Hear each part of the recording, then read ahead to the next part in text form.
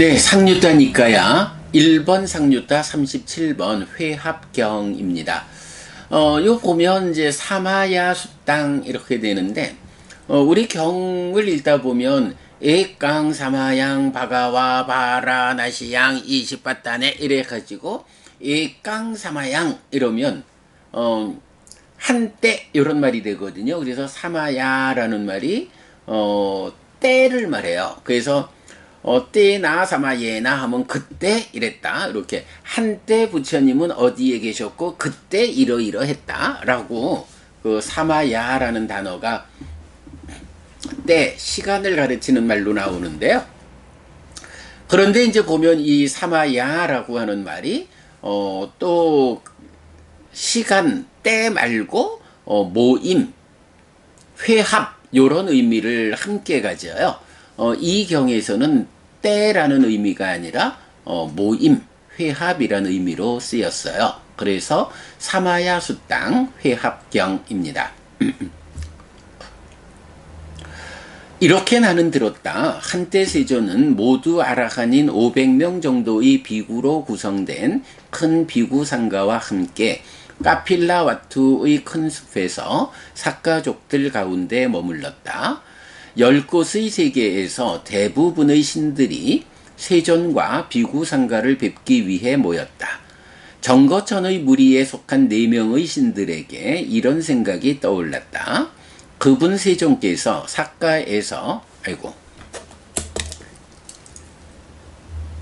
그분 세존께서 모두 아라한인 500명 정도의 비구로 구성된 큰 비구 상가와 함께 카필라와트의 큰 숲에서 삭가족들 가운데 머물렀다.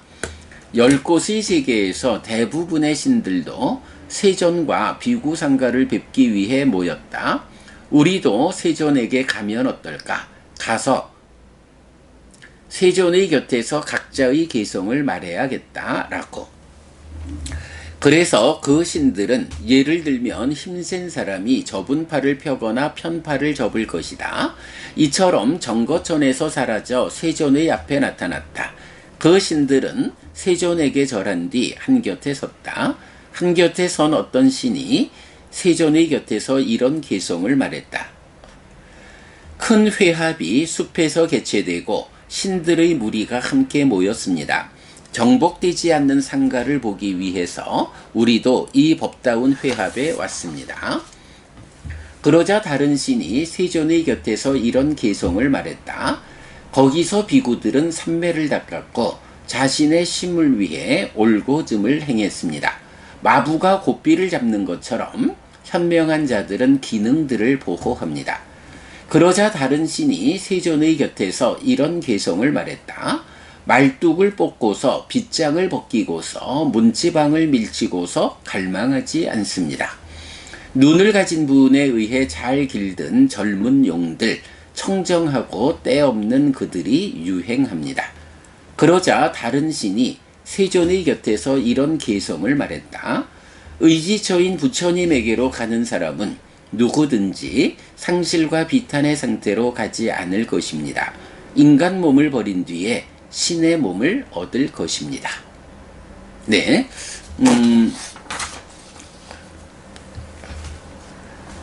삭가족들 가운데 이제 부처님이 모두가 아라한을 성취한 500명 정도의 비구가 함께하는 큰 비구 상가와 함께 머물렀어요. 제가 그 읽다가 잠깐 멈칫한 게, 요 보면 이제 그 액강 사마양, 그러니까 액강 사마양 이럴 때요, 액가 사마야가 액강 사마양 한때 이렇게 이제 번역하죠. 그런데 오늘은 사마야가 회합이라는 의미로 쓰였다. 액강 사마양 바가와 삭계수 위아라띠라고 해서 삭가라는 말에 복수 척격 이래가지고 저는 이거를 별 생각 없이 삭가라는 곳에 부처님이 머물렀다 이렇게 이제 그 해석을 그러니까 번역을 해왔는데 얘 보니까 삭계수 하면 복수 척격이고요. 그래서 뭐 삭가들에서 머물렀다 이래 되면 조금 곤란하죠. 그래서 이제 다시 확인해 보니까 삭가라는 말이 어떤 지역의 이름이 아니고 그 그러니까 석가모니 하는 그 삭가족들을, 그러니까 삭가족의 사람들을 말하는 단어더라고요. 그래서 처음에는 제가 이거를 그분 세종께서 삭가에서 모두 아라한인 이렇게 번역을 했다가 중간에 고친 거예요. 그 앞에 고치고 뒤에를 못 고쳤네요. 그래서 카필라와토의 큰 숲에서 삭가족들 가운데 머물렀다. 네, 부처님 뭐 고향이 되겠죠. 그런데 그때 10곳의 세계에서 대부분의 신들이 세존과 비구상가를 뵙기 위해 모였다. 10곳의 세계라고 하는데 이 세계 10곳이 어딘지는 잘 모르겠어요. 사실 보면 제가 이 회합경 이 경이 우리 디가니까야 제2권에 나오는 20번 경이 마하사마야 수땅 해서 큰 회합경 이렇게 나오거든요. 지금 이제 강목 스님은 대회경 큰 모임 이렇게 이제 번역을 하고 계시는데 이 큰 모임경의 시작하는 부분을, 그러니까 대회경이 어떻게, 그러니까 어떤 계기로 이 경이 설해졌느냐라는 그 도입 부분이 오늘 우리가 독송하는 상유타 니까야 1번 상유타 37번 경으로 독립되어 나타나고 있는 거예요. 그래서 이제 보면 그래서 이제 그 대회경 그 큰 경을 살펴봐도 10곳의 세계라는 것이 어디를 지시하는지는 뭐 잘 모르겠어요. 보통은 로까라고 하면 세상 이래 되고 로까 다뚜라면 세계 이렇게 번역하는데 보면 뭐 소천세계, 중천세계, 삼천대천세계 이래가지고 1000개의 세상 단위를 소천세계 이렇게 이제 부를 때 로까다뚜 세계라는 이제 표현이 나타나는데 여기서는 그런 뭐 소천세계도 아니고 그냥 10개의 세계 이렇게 말하니까 그 한 개의 세계라는 것이 무엇고 어떤 단위의 세계가 10곳인지 그 10곳은 어딘지 하는 부분은 뭐 나중에 제가 대회경을 좀 자세히 살펴보면 나올지 모르겠는데 뭐 어저께 제가 대충 흩어봤을 때는 그 부분은 보이지를 않았어요. 예, 그러니까 뭐 그렇게 그냥 좀 그냥 10곳의 세계에서 대부분의 신들이 세존과 비구상가를 뵙기 위해 모였다. 그러니까 바로 이 부분이 그 큰 모임이 있었다. 회합이 있었다. 요 얘기, 그 제목의 의미고요.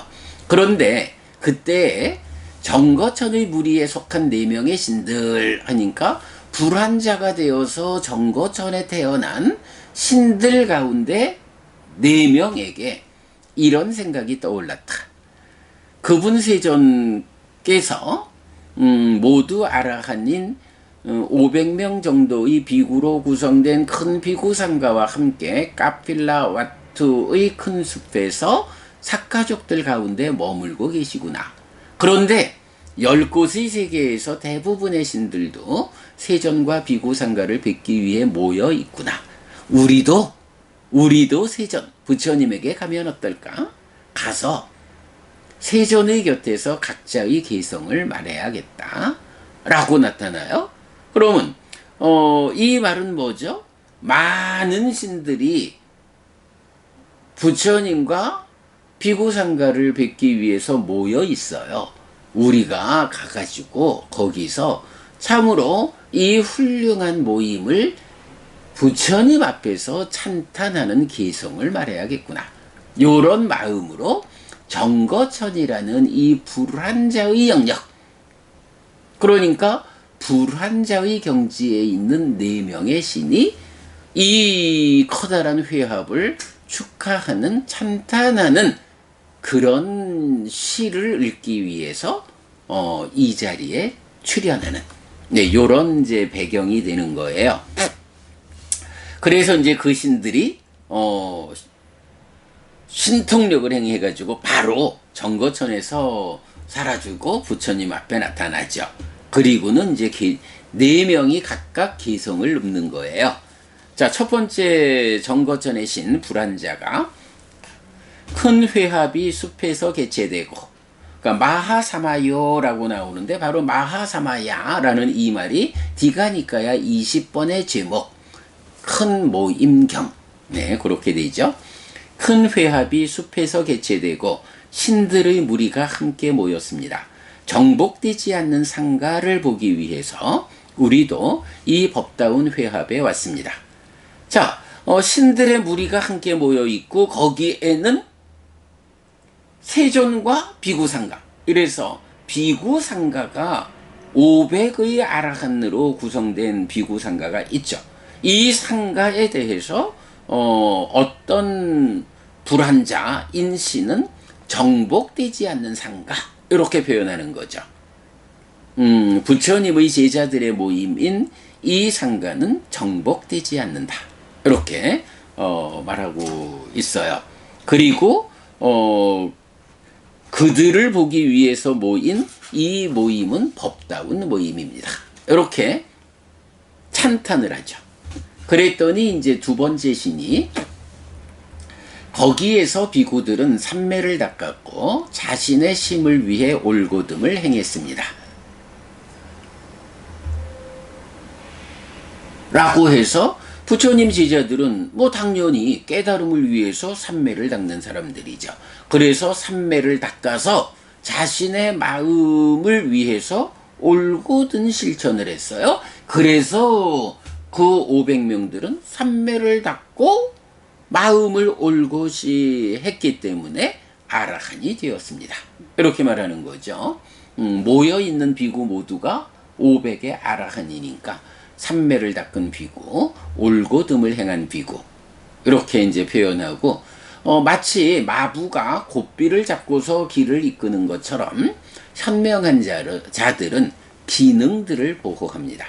네, 여기서 기능은 뭔가요? 안근, 이근, 비근, 설근, 신근, 의근, 6가지 기능이 되죠. 그래서 우리가 늘 기능들에서 문을 보호한다, 기능의 단속, 요 부분이죠. 마부가 고삐를 잡는 것처럼 현명한 자들은 기능들을 보호합니다. 그랬더니 이제 세 번째 불환자 신이 말뚝을 뽑고서 빗장을 벗기고서 문지방을 밀치고서 갈망하지 않습니다.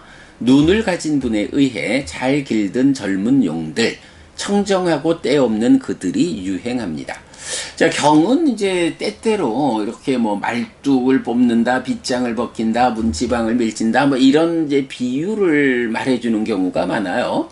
무슨 이야기일까 하고 보았는데, 마침 강목 스님께서 대회경에서 주석을 해주셨네요.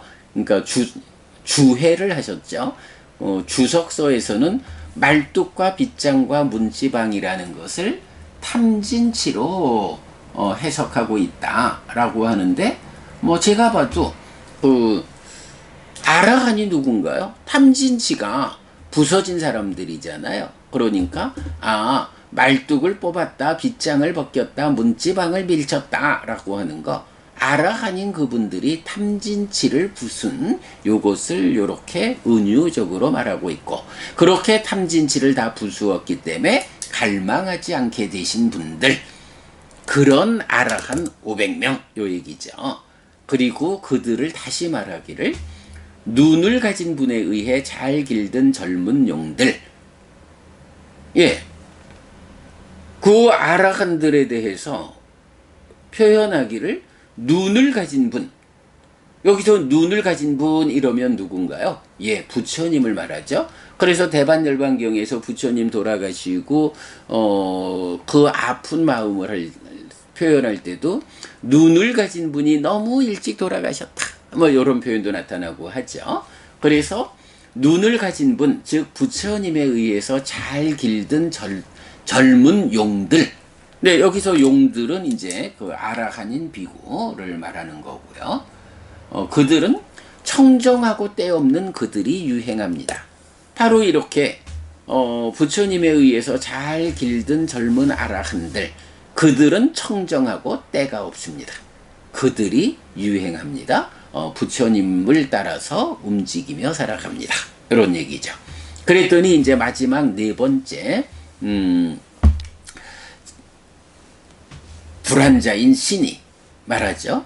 의지처인 부처님에게로 가는 사람은 누구든지 상실과 비탄의 상태로 가지 않을 것입니다. 인간 몸을 버린 뒤에 신의 몸을 얻을 것입니다. 자, 말하자면 앞에 세 명의 신들이 읊은 개성은 그대로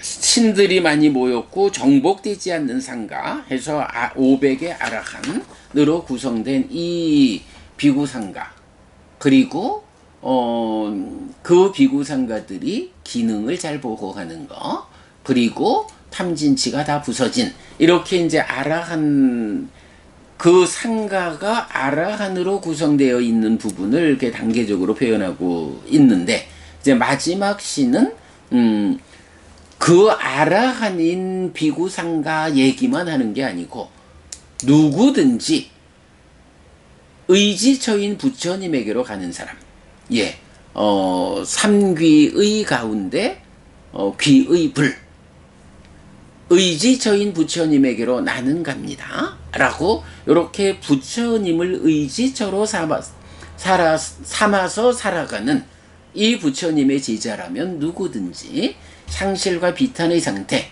예, 지옥을 말하죠. 지옥으로 가지 않습니다. 인간 몸을 버린 뒤에 신의 몸을 얻을 것입니다 라고 해서 누구든지, 꼭 여기 지금 함께 계시는 그 500명의 아라한, 이 젊은 용들 말고도 세상에 누가 됐든지 부처님을 의지처로 삼아서 살아가는 사람들, 부처님의 제자라면 나쁜 곳으로 가지 않습니다. 인간으로 살아가다가 인간 몸을 버린 뒤에는 신의 몸을 얻을 것입니다. 신으로 태어나게 됩니다. 이렇게 표현하면서 마치죠. 요 경언회관 보면 부처님 이야기는 부처님이 비구상가와 함께 삭가족들 가운데 머물렀다. 요거 말고는 안 나와요. 그리고 경은 정거천에 태어난 4명의 불환자인 신들이 이 커다란 모임에 대해서 찬탄하고, 뭐 커다란 모임이 500명의 비구상가와 함께하는 부처님, 그리고 신들, 이렇게 되는데 그 모임 전체가, 그러니까 많은 신들이 부처님을 뵈러 모였다라는 그 모임 전체를 찬탄하기도 하고, 그 가운데 500의 아라한이라는 이 비구상가를 찬탄하기도 하고, 또 마지막으로는 누구든지 부처님을 의지처로 삼아서 나아가는 사람들은 나쁜 곳으로 가지 않습니다. 죽은 뒤에는 하늘에 태어나게 됩니다 라고 불교 신자 전체를 찬탄하는 이런 구조로 4명의 불환자인 정거천의 신들의 개성을 소개하고 있다. 자, 아무튼요, 사실은 요 디가니까야를 보면서 제가 아무래도 좀 더 눈에 띄는 경들을 이제 공부하게 되는데, 대회경은 뭐 전체적인 내용이 이렇게 신들이 모였다. 그러면 이제 그 다음에 이제 부처님이, 그러니까 회합경에서는 부처님 얘기가 없잖아요.